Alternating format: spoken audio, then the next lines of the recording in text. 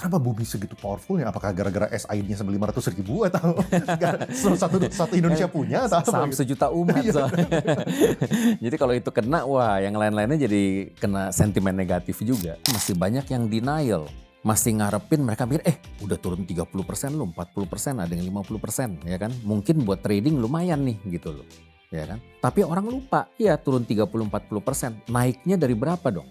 Coba tarik 3 tahun terakhir, lihat tuh naiknya. Ini masih jauh di atas gitu loh. PR Ya kan? masih 200. Isinya ini ada BRPT, Cuan, PTRO gitu kan. Oh kelihatannya Pak PP banget di sini itu. Iya. Apakah sekarang masih ada? Ya? Kalau pertanyaannya apakah sekarang masih ada, kayaknya udah nggak ada sih. Kayaknya udah nggak ada. Udah di TP lah di bulan Januari kemarin. Pak di rumah pada minta penangguhan ini, pada minta penguatan, tambah dekat nih mereka. Hari ini kita ngobrol lagi sama Bro Yos Parengkuan, ini founder dan bosnya Shalendra. Hari ini datang, tapi marketnya lagi pada merah-merah semua. Dalam kondisi yang cukup mengenaskan hari ini ya. What a day. Jadi otomatis pasti banyak teman-teman yang pengen nanya tentang saham-sahamnya mereka nih. Saham-saham Kongo lah, VKTR lah, Raja lah, IMPC lah, Pani lah, Cuan Bumi gitu kan. Termasuk juga pengen tahu pemikiran Bro Yos tentang apa yang udah dilihat sekarang dengan regulator dan mereka dengan MSCI itu so far kayak gimana? Apakah itu udah sufficient untuk menenangkan si MSCI atau kayak gimana gitu? Mungkin pengen denger itu dulu kali, kayak what's your thought, kayak di belakang layar di SCBD ini, obrolannya tuh apa gitu? Iya, jadi seperti yang kita udah tahu dan ngalamin baru-baru ini, kemarin MSCI tiba-tiba ngeluarin warning, ada beberapa hal yang menjadi concern mereka, yang menyebabkan koreksi dalam sekali waktu itu. Ya kan, kalau kita ingat sampai kena trading halt beberapa kali, dan kalau kita lihat, tanggal 28, 29, 30 Januari itu terjadi foreign selling sebesar 12 triliun. Itu luar biasa. Dalam 3 hari keluar 12 triliun karena orang panik. Tapi intinya adalah sebenarnya kalau saya sebagai fund manager di capital market ini, saya merasa bahwa kita nih harus berterima kasih sama MSCI. Gitu. Iya, berterima kasih dalam arti kata, I think this is a good wake up call for everyone. Jujur, ya mungkin saya salah satu orang yang sejak akhir tahun lalu, dari kuartal keempat, saya udah berasa agak uncomfortable gitu loh dengan kondisi pasar kita, karena saya ngelihat banyak sekali saham-saham yang naik itu sudah irasional. Ya kan, sehingga akhirnya sampai keluar warning dari MSCI dan tiba-tiba sekarang kita lihat saham-saham ini mengalami koreksi yang luar biasa. Intinya sebenarnya gini, MSCI ini menuntut 2 hal. Pertama-tama adanya perbaikan dari sisi transparansi mengenai kepemilikan saham. Kedua, adanya tambahan likuiditas. Ya. Mereka merasa bahwa likuiditas yang terjadi di pasar ini tidak 100% real, ya kan. Nah, inilah sekarang yang terjadi di mana kita melihat bahwa regulator kita secara aktif berkomunikasi dengan pihak MSCI, melakukan meeting-meeting dengan mereka untuk mempelajari dan kira-kira apa yang bisa kita lakukan untuk memperbaiki situasi ini. Kalau saya nggak salah, mereka juga belajar dari kasus yang terjadi di Hong Kong dan di India, dan bagaimana waktu itu kompromi yang terjadi antara bursa di sana dengan pihak MSCI. Seperti saya katakan tadi, ada 2 hal intinya. Pertama, perbaikan transparansi. Kedua, perbaikan likuiditas. Dari sisi transparansi, kalau apa yang kita udah baca di media sekarang, ada beberapa hal yang sedang dilakukan dan yang akan dilakukan oleh pihak regulator kita. Pertama, pengungkapan kepemilikan saham itu, kalau tadinya batasnya 5% ke atas baru dilaporin, sekarang 1% ke atas sudah akan di-disclose sama mereka. Itu pertama. Kedua, mereka akan membuat yang namanya high concentration list. Ya.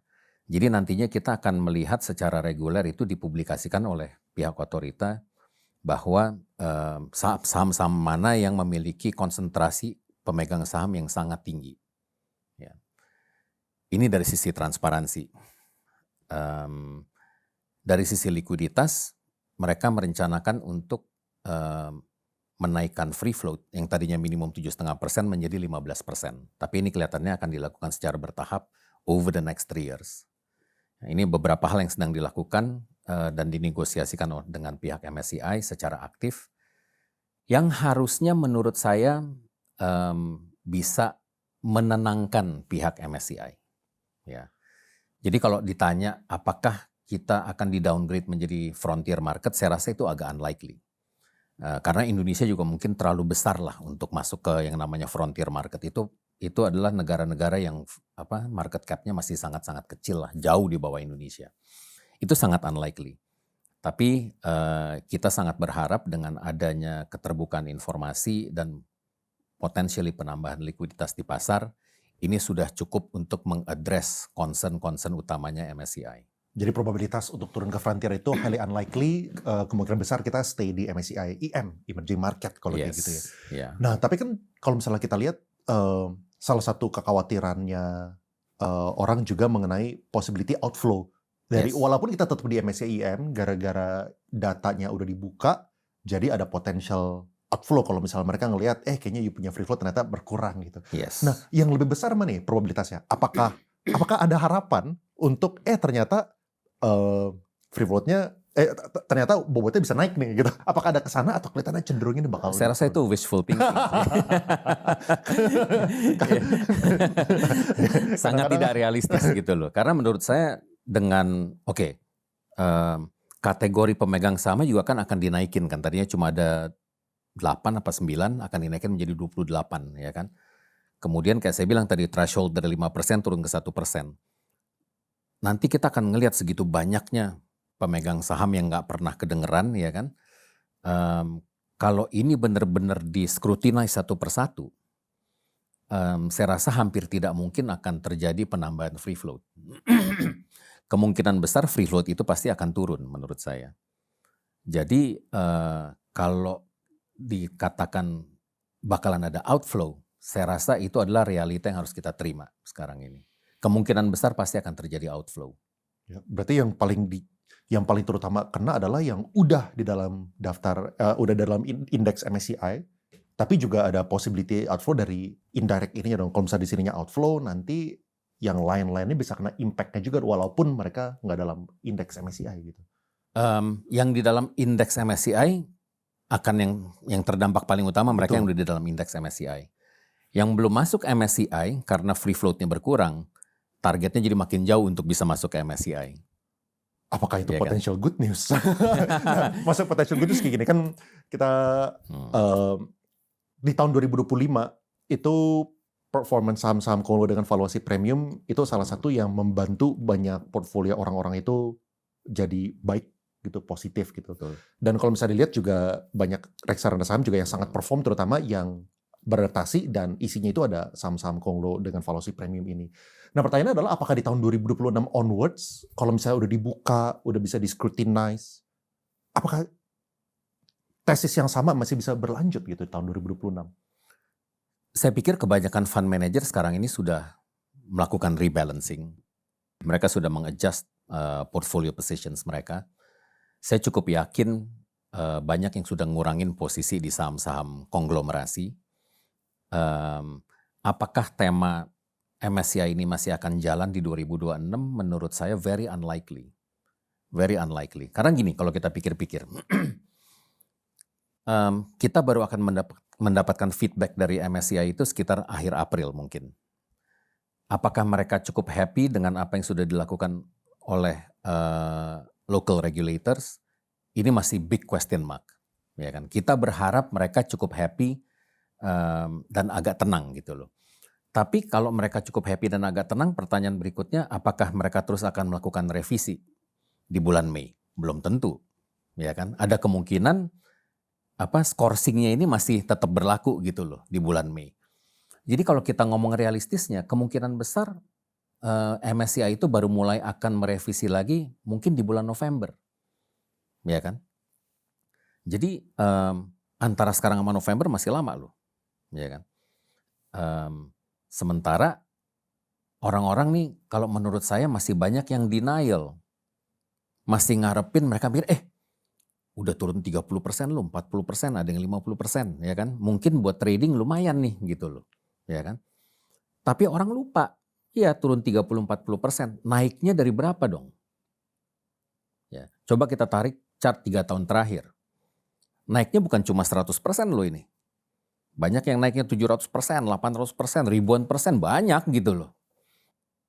Jadi jangan cuma dilihat dari ujungnya turunnya berapa gitu loh. Coba tarik 3 tahun terakhir, lihat tuh naiknya. Ini masih jauh di atas gitu loh. PR Ya kan? masih 200. Setelah turun, PR masih 200. Ya kan, sorry ini bukan nakut-nakutin, tapi maksudnya untuk ngingetin aja teman-teman yang di pasar yang masih trading saham-saham ini harus hati-hati juga gitu. Jangan cuma ngeliatin recent peak-nya segini, sekarang udah turun 40%, kayaknya udah murah nih. Coba tarik 3 tahun terakhir gitu loh chartnya. Kalau kita lihat ini masih jauh di bawah ya kan, naiknya begini, nah sekarang ada di sini gitu loh. Ya kan? Dan secara valuasi masih sangat-sangat mahal sebenarnya. Ya, saya ada bikin tabel, mungkin mau dikasih lihat. Tabel apa ini? Ini jadi saya mau coba menganalisa apa yang terjadi pada saat pengumuman MSCI, yaitu waktu tanggal 28 pagi, ya kan. Apa yang terjadi di 3 hari berikutnya, tanggal 28, 29, 30, kemudian kira-kira saham ini sekarang relatif terhadap harga pada saat itu seperti apa. Dan kalau kita perhatiin di sini, kalau kita lihat box yang di kanan bawah. Yang ini ya? Iya. Ini saya bagi 2 grup jadi ya. Satu grup yang saya bilang fundamental, yang satu grup konglo gitu loh. Kalau kita lihat yang di sini, grup konglo ini, kalau ini saya pakai data per Selasa kemarin ya. Per Selasa kemarin, grup konglo itu sudah recover dibandingkan harga tanggal 27 Januari, pas sebelum marketnya crash. Bahkan ada kenaikan sekitar 3%. Sementara saham-saham konglo masih minus 18% dibandingkan harga 27 Januari. Oh, yang fundamental yang ini ya? Yang fundamental yang udah plus 3%. Ya kan? Dan kalau kita bandingkan dengan harga peak-nya mereka, ini box yang paling kanan bawah. Ya. Kita lihat saham-saham fundamental. Minus 6% ini. Ya. Versus yang minus 31%. Betul. Gitu ya. Saham-saham fundamental minus 6%, yang grup saham konglo itu masih minus 31% terhadap recent peak-nya mereka di tahun 2026. Ya. Jadi ini menunjukkan bahwa waktu marketnya turun kemarin, orang-orang akhirnya baru mulai appreciate bahwa saham fundamental ternyata memang ya kualitasnya beda lah gitu loh. Lebih resilient ya. Dalam kondisi marketnya lagi panik ya kan, ternyata yang bertahan adalah saham-saham fundamental. Tapi tentunya juga ini ada faktor di mana saham-saham konglo ini kan juga naiknya udah segitu banyak ya. Jadi nggak heran lah kalau dia koreksi segitu banyak. Nah yang menarik adalah kalau kita lihat di baris paling kanan, di kolom yang paling kanan, kita lihat current PE multiple ya, current PE ratio. Kalau kita bandingkan grup saham konglo, sekarang ini PE ratio-nya itu sekitar 12 kali. Ya. Sorry, saham-saham fundamental.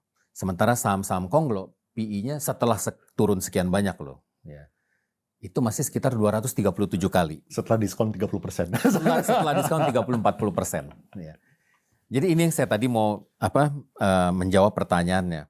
Yes, betul, udah turun 40%. Yes, kayaknya tempting gitu loh untuk trading.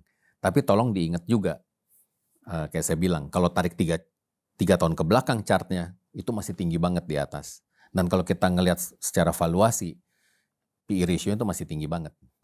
Jadi ya harus hati-hati lah. Sebenarnya sesuatu yang Bro Yos udah konsisten ngomong. Gue inget banget di podcast kita terakhir. Yes. Gue inget banget kita ngomong apa. Salah satu resikonya kalau misal di saham Konglo itu apa, yang dengan valuasi premium, kalau misal turun batasnya apa? Exactly. Itu gue inget banget. Yes. Gue inget banget responnya kayak gitu. Kalau saham-saham fundamental, kita bisa ukur downside-nya. Dan ini terbukti di sini gitu loh. Waktu market lagi panik, ya kan 3 hari panik, abis gitu sekarang udah recover. Ya kan? Karena ada valuasinya gitu loh. Ada fundamentalnya, ada dividend yield-nya. Bisnisnya, track record-nya juga sudah terbukti lah gitu. Tapi, ada tapinya nih. Ya. Tapi ini gue speaking on behalf of banyak retail investors yang gue ngerti kenapa mereka itu tuh masuk ke saham-saham Konglo dengan valuasi premium ini. Ini gue sedikit share datanya ya. Ya. Jadi ini nih adalah sebuah data, gue bagi dua. Ini IHSG versus IHSG minus market movers. Ya. Market movers itu definisinya adalah yang memiliki earnings anomaly, jadi PER-nya di atas 100, minus udah di-adjust dengan yang one off earnings, dan juga yang top 100 free float market cap, gitu. Jadi yang gede-gede lah gitu jadinya. Nah, itu ada 21 saham, gue kategorin gitu. Dan yang biru itu adalah IHSG, yang merah adalah IHSG minus market movers. Ya. Nah, IHSG kalau misalnya kita tarik dari tahun 2023, 2024, 5, 6, dalam waktu 3 tahun, kan 1, 2, 3, yang IHSG itu plus 33%. Nah, kalau misalnya dikurangin market movers ini, kita cuma plus 7%. Ya. Nah, jadi gue ngerti kalau misalnya teman-teman, iya ngerti fundamental, kita textbook lah itu kita yang pelajarin, harus pakai DCF segala macam. Tapi secara rata-rata dalam waktu 3 tahun growth-nya 7%. Gitu. Sedangkan kenapa yang di sini itu tempting banget? Soalnya yang ada market mover ini justru yang memberikan return yang make sense. Kalau misalnya 7%, mendingan masukin ke RDPT Shalendra, setahun Betul. segitu. Gitu kan. Betul. Nah, dan next-nya adalah, ini yang tadi Bro Yos bilang gitu, ini plus 1 hari nih, plus 1 hari, which is tanggal 29 Januari, setelah udah crash, dia masih plus itu 20%, ini minusnya 5% fundamental, walaupun tadi setuju, yang fundamental itu relatively lebih recover, balik ke atas, tapi kan masih tetap 7%, recover-nya berarti masih tetap 7% lawan 20% gitu. Betul. Misalnya. Nah berarti kayak kita punya opsi apa gitu, kalau misalnya kayak gitu, kalau misalnya Bro Yos sendiri, rebalancing kemana kalau kayak gitu? All I'm saying adalah begini. Even though saham-saham Konglo ini sudah terjadi koreksi 30-40%, ya kan? Sebenarnya kalau kita lihat dari awal kita main saham-saham Konglo, let's say 1,5 tahun terakhir lah, semuanya masih well in the money loh. On average, ya kan? Yang early. Yang masuknya early nih, ya kan? Karena banyak yang naiknya 5 kali lipat, 6 kali lipat. Oke lah kena koreksi 30-40% masih oke gitu menurut saya, ya kan. Jadi all I'm saying adalah enjoy the profit, tapi hati-hati, harus realistis sekarang. Jangan berpikir bahwa ini pasti tema MSCI akan balik lagi gitu, belum tentu. Karena kayak saya bilang tadi, pertama-tama secara teknis apakah benar MSCI akan mulai melakukan revisi seperti biasa di bulan Mei? Belum tentu. Belum tentu dia happy loh dengan apa yang sudah dilakukan oleh regulator sekarang. Jadi kalaupun mereka akan melakukan revisi, most likely mungkin baru akan kelihatan signifikannya ya revisinya. Mungkin di bulan November. Ya kan? Ini jangka waktu yang cukup lama menurut saya. So pertama-tama kayak saya bilang MSCI-nya belum tentu mau ngapa-ngapain juga di bulan Mei. Kedua, setelah koreksi segitu banyak valuasi tetap masih mahal loh. Ya. Ketiga yang harus kita ingat, setelah terjadi koreksi seperti ini dan sekarang terjadi perubahan metodologi penghitungan free float dan lain sebagainya oleh MSCI, apakah benar emiten-emiten ini atau bandar-bandarnya masih semangat untuk mempertahankan harga sahamnya seperti yang sebelum-sebelumnya yang kita udah lihat? Benar nggak gitu loh? Mereka masih punya insentif untuk mempertahankan momentum seperti yang kita udah lihat beberapa tahun terakhir. Ini juga jadi pertanyaan besar.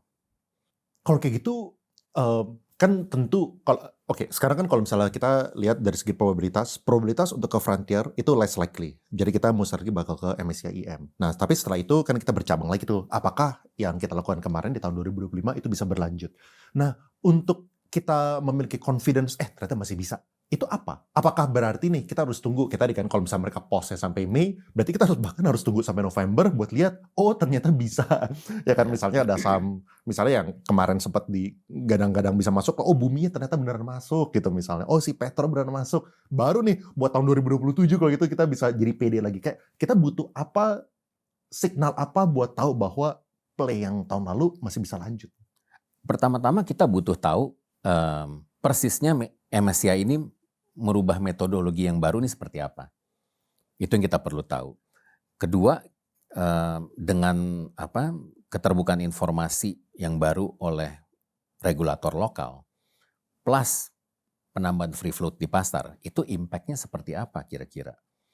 Kalau kita lihat, kalau kita hitung, ya kan, pernah ada yang hitung itu sekitar 180 triliun mungkin additional free float yang harus dilepas ke pasar. Saya pikir kemungkinan besar juga emiten-emitennya sekarang juga lagi mikir gitu, bagaimana caranya mereka nambahin free float-nya over the next 3 years segitu banyak gitu loh. Pasarnya sanggup nggak untuk absorb segitu banyak?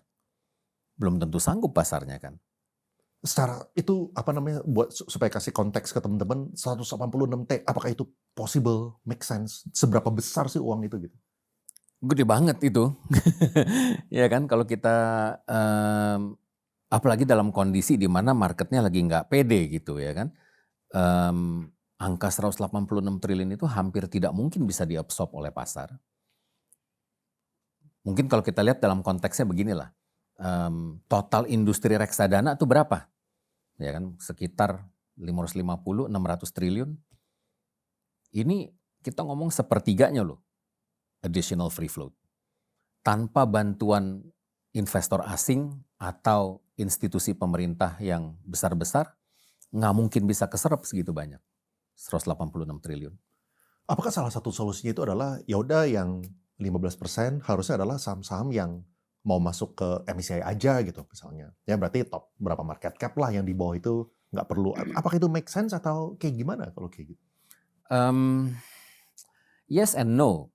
Cuma sekarang kan gini, yang kita masih bingung juga kalau misalnya nanti tidak bisa memenuhi 15% apa yang terjadi?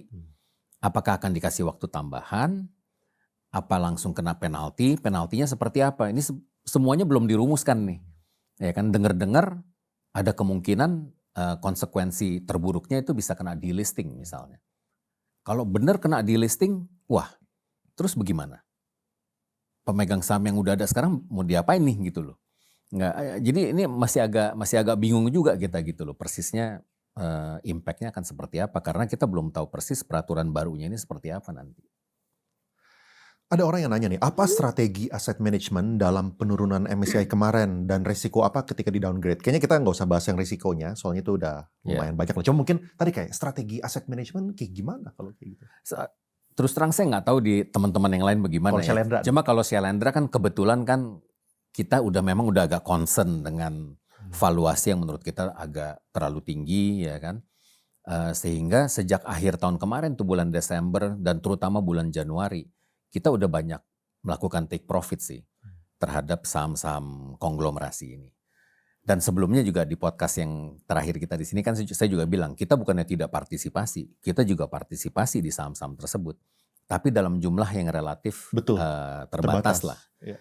Jadi kalau buat Shalendra waktu itu jumlahnya nggak terlalu gede dan kita memang sudah melakukan banyak take profit di bulan Desember dan Januari. Sehingga kita punya cash position cukup gede.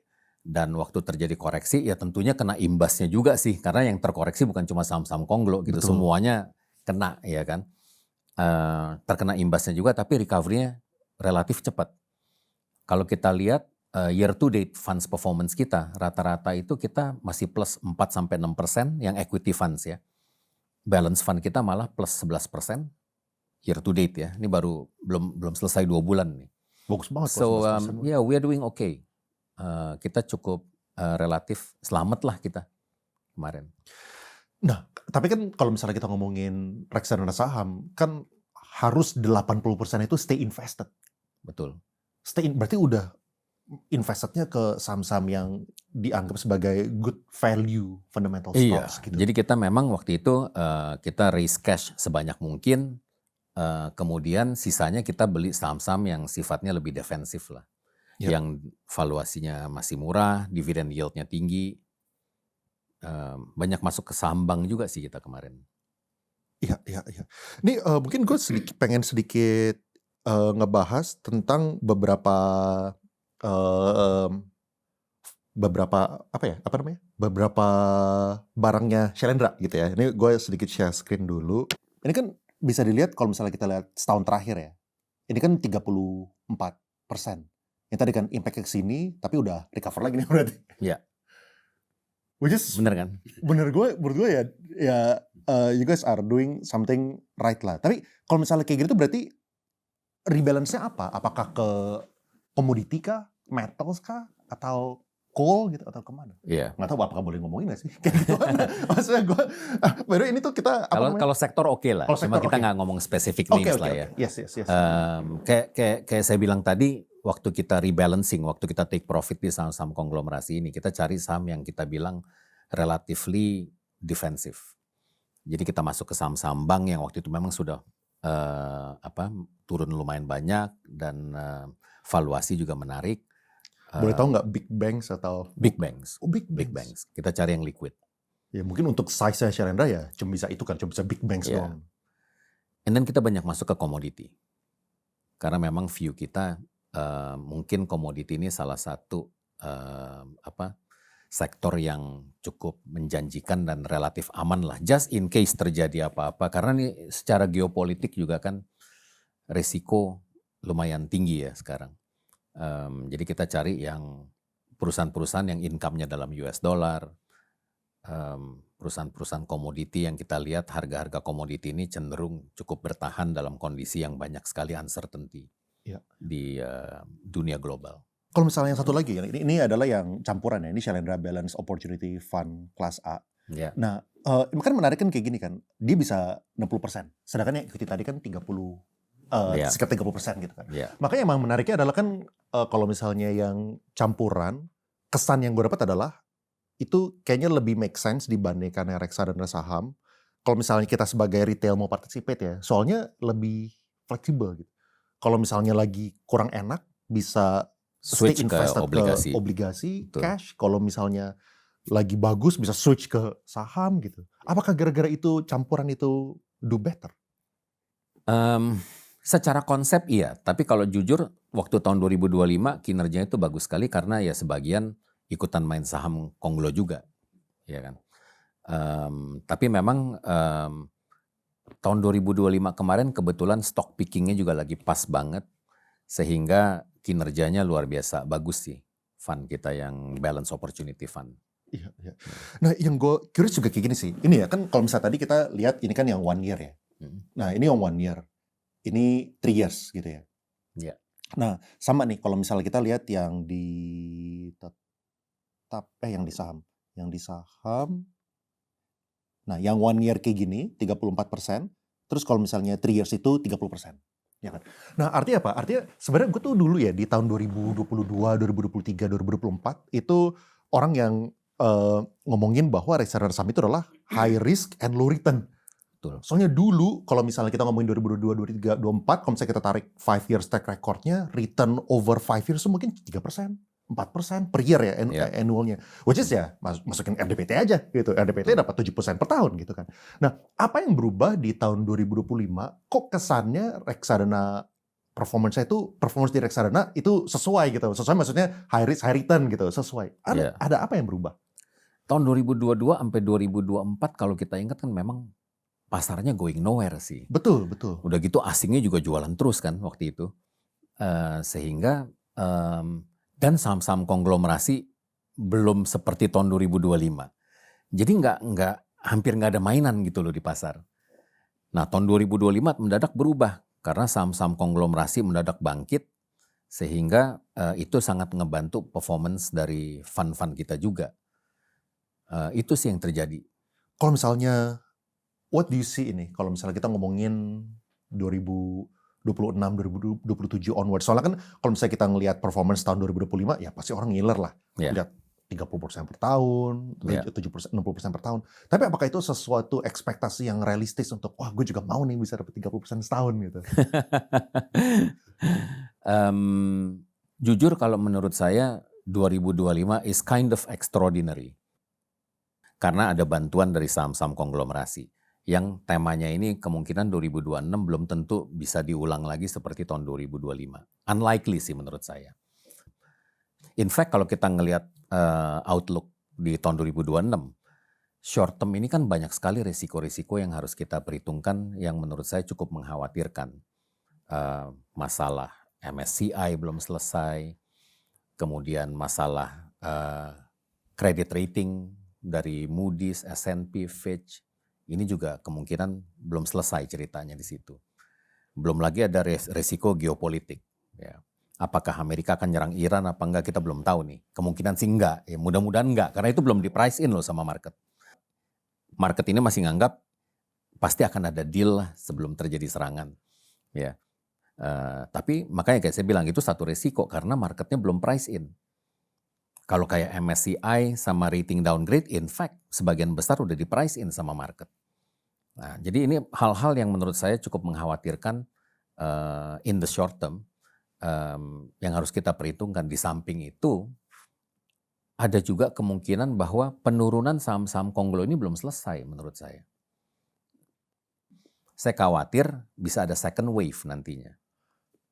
Kira-kira possible trigger untuk second wave-nya apa? I mean, kalau misalnya pasti pertanyaan adalah what can go wrong sekarang udah MSCI udah kayak gini, kita nggak tahu konglo lanjut lagi. Apa yang bisa men-trigger second wave? Oh, pertama-tama kalau dari pengamatan saya, pertama-tama masih banyak orang yang pegangin saham-saham konglo. Kedua, banyak orang yang sekarang karena udah turun 40%, 50% coba trading lagi di situ. Kalau ternyata ini nggak berhasil, bisa balik badan lagi nih. Bisa ada trigger kedua nanti. Ya. Dan kalau itu terjadi, sedikit banyak saham-saham fundamental pun akan keseret ke bawah juga. Ya saya berharap nggak terjadi gitu loh. Cuma ini salah satu risiko yang harus kita cermati juga. Iya. In the short term. Ada apa dengan hari ini? Ini hari ini tanggal 26 Februari ya. Aduh, kenapa kita podcastnya waktu minus segini gitu kan? Yang saham-saham konglo ya maksudnya. Kan pengen tahu juga. Biasanya kan kalau misalnya minusnya itu segini drastisnya, ada beberapa saham yang saham konglo dengan valuasi premium ada yang saham minusnya itu 5%, 7%, 10%. Biasanya kan ada sesuatu, ada big news yang terjadi. Kalau misalnya hari ini, kayak gue baca nggak ada news apa-apa gitu. Saya juga nggak dengar ada news baru lagi sih. Cuma kelihatannya kayaknya ke-trigger sama saham koreksi di saham Bumi kali ya. Bumi itu tadi saya lihat waktu dia hijau, pagi-pagi masih sempat hijau, saham-saham konglonya masih tenang nih. Siang-siang pas mulai koreksi, nah orang mulai nervous kelihatannya. Jadi kelihatannya dipengaruhi oleh pergerakan saham Bumi juga. Kenapa Bumi segitu powerfulnya? Apakah gara-gara SID-nya sampai 500.000 atau satu Indonesia punya? Atau saham sejuta umat. Jadi kalau itu kena, wah yang lain-lainnya jadi kena sentimen negatif juga. Apakah sebaliknya juga kalau misalnya dia hijau, biasanya saham-saham konglo lainnya juga hijau? Yes. Kalau saya perhatiin seperti itu ya polanya belakangan ini. Ayo tolong beliin buminya, minta Pak Yos beliin bumi, duitnya banyak soalnya kalau kita beli nggak gerak, satu tik juga nggak kemakan. Berarti ya is just marketnya fragile aja gitu ya, sampai ada kepastian gitu ya saat ini. Fragile kalau saya bilang, karena ya masih banyak orang yang megangin saham-saham konglo, masih banyak yang berharap bahwa saham-saham ini bisa rebound setelah turun 30-40%. Tapi begitu nggak rebound, jadi mereka itu begitu ngeliat koreksi, waduh langsung udah deg-degan karena baru ngeliat koreksi segitu gede kan. Jadi semuanya masih nervous gitu loh, masih trauma nih sama kejadian akhir Januari kemarin. Tapi gue pengen belajar ini deh. Tadi ada salah satu hal yang menarik dan tadi kalau misalnya gue lihat dari yang di manage sama Shalendra kan udah relatively get back to sebelum tanggal 28 gitu kan.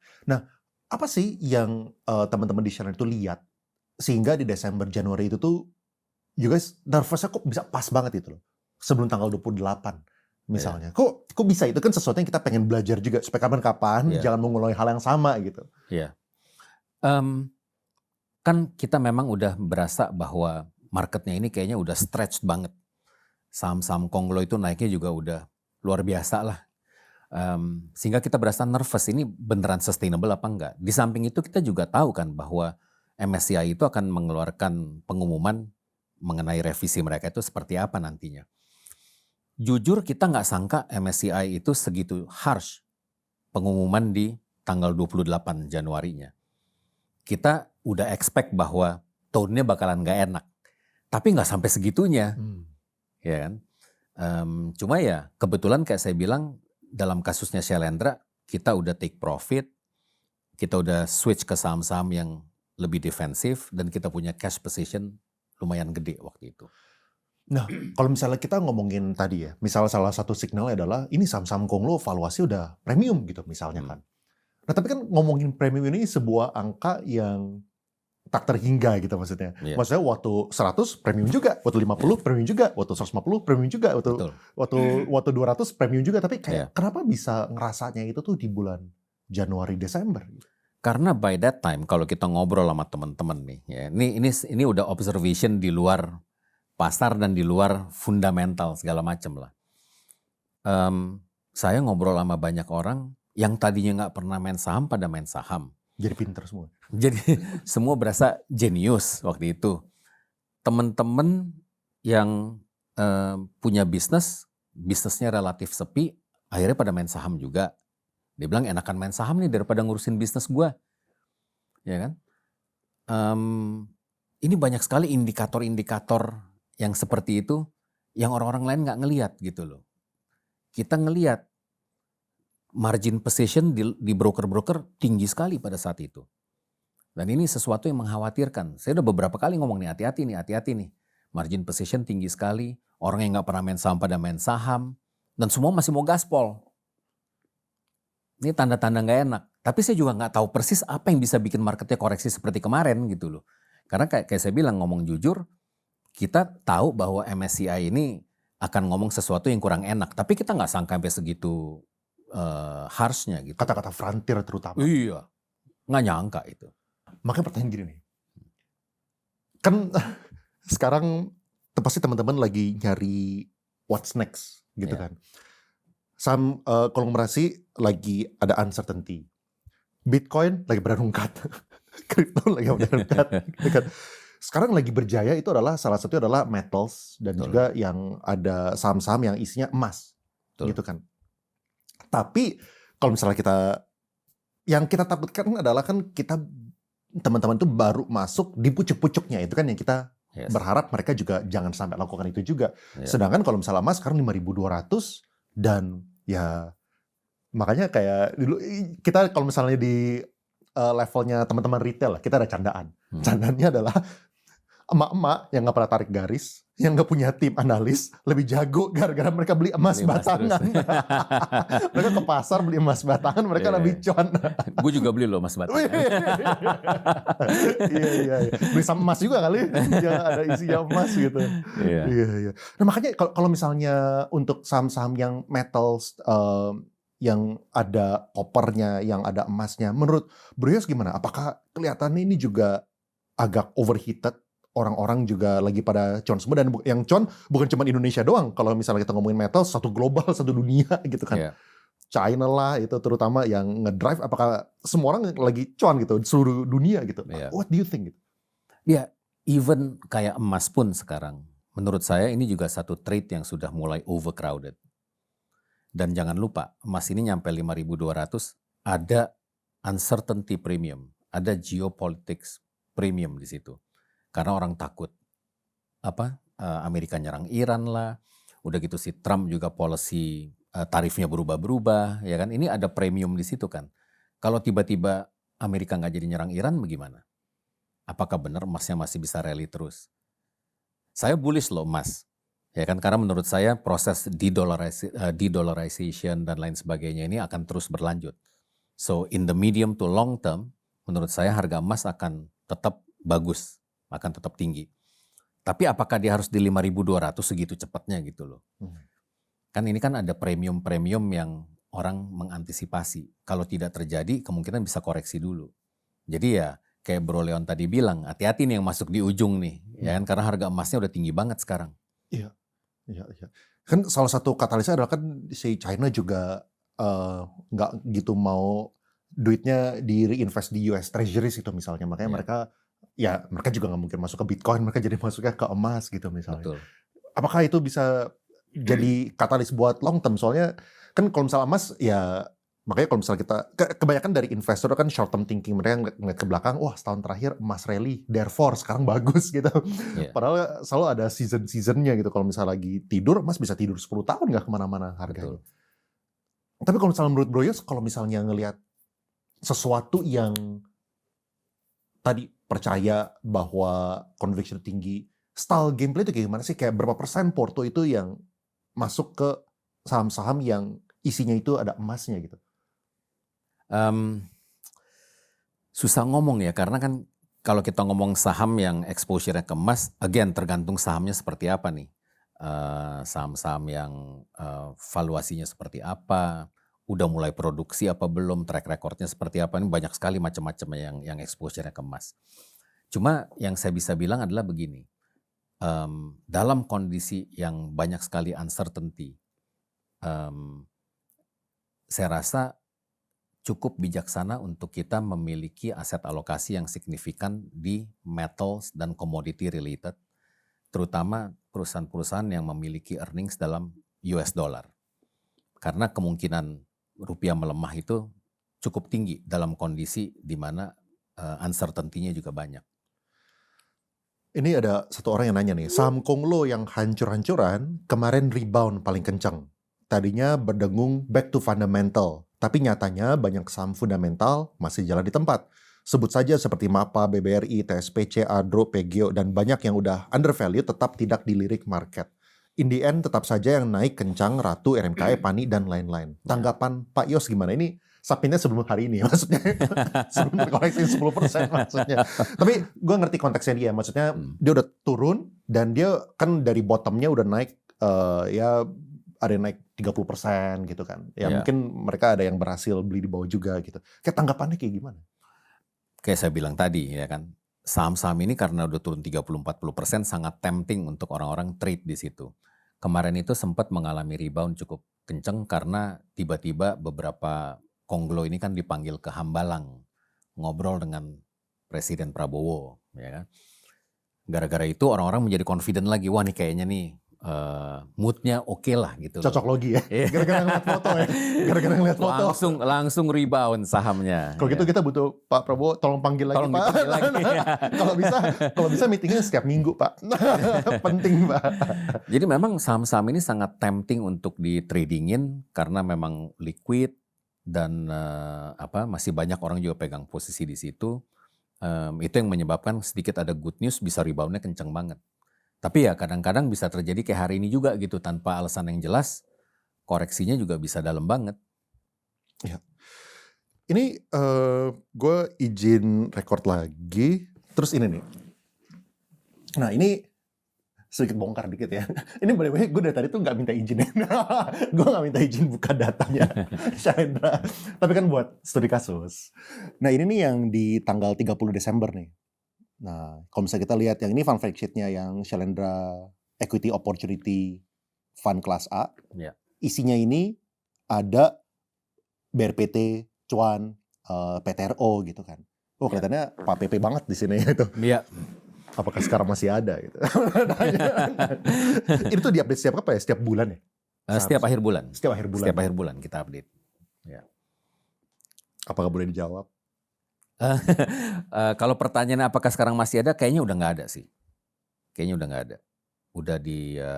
Udah di TP lah di bulan Januari kemarin.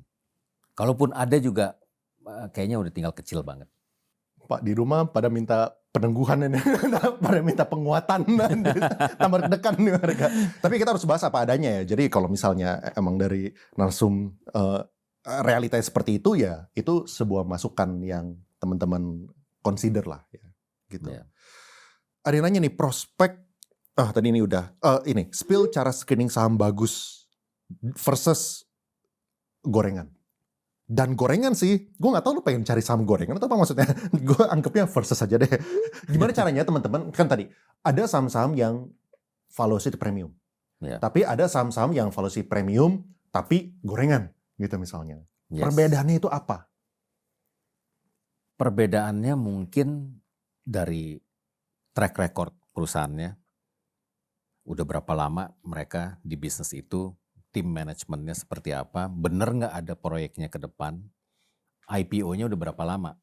Karena kadang-kadang kita lihat sekarang ada IPO, baru juga IPO berapa bulan, belum ada track record apa-apa, tiba-tiba sahamnya bisa naik 10 kali lipat, 20 kali lipat, bahkan ada yang lebih gitu loh. Saham-saham yang seperti ini ya harus hati-hatilah kita. Tapi ada juga saham-saham yang memang ceritanya bagus. Saya kasih contoh misalnya, proyek WTE-nya Danantara. Ini juga semuanya masih belum jelas kan. Tapi ini suatu proyek yang kita cukup yakin akan diluncurkan karena memang sangat dibutuhkan sama negara kita. Dan ini menurut saya salah satu area yang cukup menarik untuk kita explore. Jadi ada beberapa saham juga yang punya exposure ke WTE. Walaupun valuasinya masih, kalau kita lihat sekarang tinggi banget. Tapi ada real project di belakangnya. Ya kan?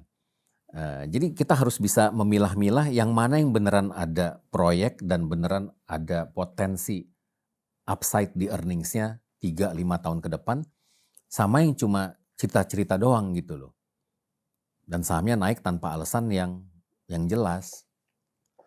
Kalau misalnya kita ngomong WTE ya, pengen tahu deh, soalnya WTE itu apakah seseksi itu? Soalnya kan dari segi net profit margin-nya lah, dari segi bisnisnya, apakah itu it's a good industry ya? Maksudnya kayak dari segi profitable business-nya gitu. What do you think gitu? It's a sexy story.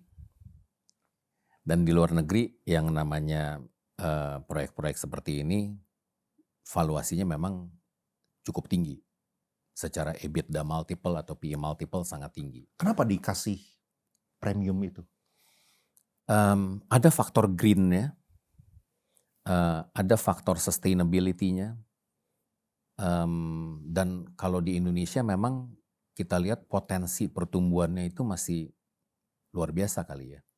Ini industri yang sangat masih infant, potensi pertumbuhan ke depannya masih gede sekali gitu. Ya. Gimana proyeksi RDPU dan RDPT di tahun 2026 ini? Nah ini juga, soalnya kan RDPU tahun lalu itu ngasih sekitar 5%, RDPT bisa ngasih 7 bahkan 8% gitu kan. Which is ya in times of uncertainty bisa menjadi salah satu opsi buat orang-orang yang pengen hold on ke cash gitu misalnya. Nah tapi apakah, gimana menurut Bro Yos tentang prospek RDPU RDPT? Soalnya kan tahun lalu bagus banget. Apakah tahun 2026 dan 2027 itu bisa sebagus itu? Tahun 2025 kemarin kan kinerjanya bagus karena disupport dengan penurunan suku bunga juga. Kalau kita lihat bond yield kita turun, sempat sampai 7%-an, sempat turun sampai di bawah 6% loh. Ya kan, sempat 5,8-an kalau nggak salah terendahnya. Tapi sekarang udah balik ke 6,4. Ya. Jadi tahun 2025 kemarin disupport dengan penurunan suku bunga. Pertanyaannya, apakah 2026 bisa seperti itu lagi? Menurut saya, kalaupun terjadi penurunan suku bunga, nggak mungkin bisa seperti di tahun 2025. Karena Amerika aja sekarang nih agak-agak nggak yakin kita beneran bisa turun nggak suku bunganya. Walaupun orang-orang masih mengharapkan bisa turun 1 atau 2 kali ya di tahun 2026. Tapi itu apalagi dengan pergantian Fed Chairman ya sekarang yang baru, belum tentu bisa terjadi. Jadi ini RDPU RDPT tetap akan memberikan return yang cukup menarik, tapi mungkin tidak seperti tahun 2025, tebakan saya. Kenapa kenapa ada kekhawatiran kalau misalnya Amerika itu ada kemungkinan tidak menurunkan mereka punya rate? Bukannya Trump itu adalah orang yang pengen turunin rate gitu. Bahkan dia sering threaten si Jerome Powell supaya turunin rate gitu misalnya. Nah kenapa penggantinya itu malah bukan yang kita lebih confident bahwa ini pasti bakal turunin rate gitu? Nah itu kita juga bingung, agak inconsistent. Karena orang yang ditunjuk ini cenderung agak hawkish orangnya, bukan dovish, ya kan? Jadi pertama karakter dari Fed Chairman yang baru ini dia orangnya lebih konservatif. Terus kedua juga data-data makroekonominya itu terutama yang relating to inflation tetap masih mix sampai sekarang. Jadi sebentar kayaknya bisa mensupport penurunan suku bunga, sebentar lagi berubah lagi gitu loh. Jadi signalnya itu mix terus sehingga kita nggak yakin juga ini beneran bisa turun apa enggak sih tahun 2026. Apakah kita punya BI rate itu pasti bakal tergantung sama apa yang dilakukan sama Amerika? Bisa nggak sih kita mangkas tanpa mereka itu mangkas? Agak bahaya. Karena kalau yield gap-nya terlalu kecil, bisa terjadi capital outflow. Yang ada nanti rupiahnya melemah. Saya pikir pemerintah pasti akan sangat concern dengan nilai tukar rupiah terhadap dolar. Sehingga mungkin prioritinya itu yang akan dijaga dulu. Kecuali kalau rupiah tiba-tiba menguat ya. Dan BI akan punya room yang cukup gede untuk menurunkan tanpa tergantung sama pergerakan Fed seperti apa. Kalau misalnya kemarin-kemarin apa yang terjadi ya? Kayak kenapa rupiah kita tuh bisa stabil di 16.800 dengan orang bilang katanya rupiah melemah, kan dolar tambah kuat segala macam. Tapi tetap relatively stable. Apakah ada sebuah intervention tertentu atau apa? BI memang actively intervensi juga di pasar, jadi dia menjaga supaya rupiah itu kalaupun melemah jangan terlalu jauh. Tapi jangan lupa kemarin-kemarin ini kayaknya stabil, tapi kan kita udah melemah duluan gitu loh sebelum-sebelumnya. Iya kan? Dan kemarin di bulan Januari capital outflow lumayan besar dari pasar saham terutama. Walaupun kita lihat 3 hari terakhir ini ada mulai sebagian udah mulai balik ya. Nah, ya mudah-mudahan rupiah bisa stabil lah di level ini. Ya. Ada orang yang nanya nih, kenapa kinerja bond fund yang isinya itu corporate lebih stabil naik dibandingkan yang isinya itu government bond? Karena yang corporate bonds ini kan relatif tidak seliquid government bonds. Sehingga pergerakan harganya itu nggak seperti government bonds. Kalau government bonds suku bunga berubah dikit langsung kerasa tuh pergerakannya karena liquid banget. Sementara kalau corporate bonds karena likuiditasnya tidak seperti government bonds, dia gerakannya lebih lambat. Jadi kelihatannya lebih stabil. Ya. Ini ada yang nanya nggak? Sebenarnya kalau misalnya MI itu boleh punya porto pribadi nggak sih? Soalnya ada yang nanya nih, porto pribadi Pak Yos berapa persen saham, bonds, properti, cash equivalent dan lain-lain. Yeah. Saya kan nggak ngelola fund, jadi boleh-boleh aja sih. Oke. Yeah. Nah, boleh share nggak itu? Kayak siapa tahu lagi all in Bitcoin gitu kan? Nggak mungkin. Tapi pengen tahu sih kayak percentage backgroundnya gitu, bond, saham US mungkin gitu. Iya. Kalau Bitcoin pasti nggak punya. Emas baru punya dikit, emas batangan. Sebagian besar di saham sih. Sebagian besar di saham. Karena kalau saya properti itu saya nggak anggap sebagai portofolio investasi. Karena saya nggak pernah dagangin juga. Saya beli properti ya lebih untuk lebih untuk jaga-jaga aja. Sebagian juga akan dikasih ke anak-anak nantinya. Wah, Emir sudah senyum-senyum dengar kayak gitu. Kalau bisa diulang Pak yang itu Pak. Kalau bisa yang mana propertinya Pak? Iya, obligasi nggak main juga. Saya nggak invest di obligasi. Jadi cashnya cash aja? Iya, jadi either saham atau cash. Gitu aja. Emang orang simple. Emang orang capital market kayak gitu ya? Ya soalnya kalau obligasi kan pajaknya juga nggak final ya. Jadi ntar takutnya jadi repot ngitung urusan pajaknya jadi ribet. Kenapa emas batangan? Kenapa bukan saham emas? Maksudnya saham yang isinya itu adalah ya emas related gitu. Kan itu juga. Banyak tadi. Lebih gede yang mana nih? Batangan atau saham yang emas related? Saham. Jauh emas related. Iya. Karena dapetin emas batangan juga susah loh sekarang. Pertama itu, kedua kan capital gains tax-nya juga itu kalau misalnya emas batangan. Iya, dan itu kan nggak liquid juga lah ya. Maksudnya ya nggak seliquid inilah saham. Kelihatannya moodnya ini belakangan lebih cautious. Jadi banyak yang pegangin cash lumayan banyak sih saat sekarang ini. Karena segitu banyaknya uncertainty dari earning cycle-nya. Yang terburuk udah lewat di bank. Sekarang kita mulai ngelihat bahwa mulai ada turnaround. Ditambah lagi kalau misalnya orang-orang udah mulai pada jualan saham-saham konglo, kemungkinan sebagian cash-nya ini akan di-rotate ke saham-saham bank juga. Kalau misalnya kayak gitu kita tungguin crash, kalau misalnya lagi ada market crash nih, that's the best time. Yes, that's the best time. Tinggal cari saham yang tepat. Karena kalau kita balik ke tabel yang saya bikin tadi, waktu turun 27, 28, 29 Januari sampai 29 ke hari ini kebanyakan positif loh. Berarti apa?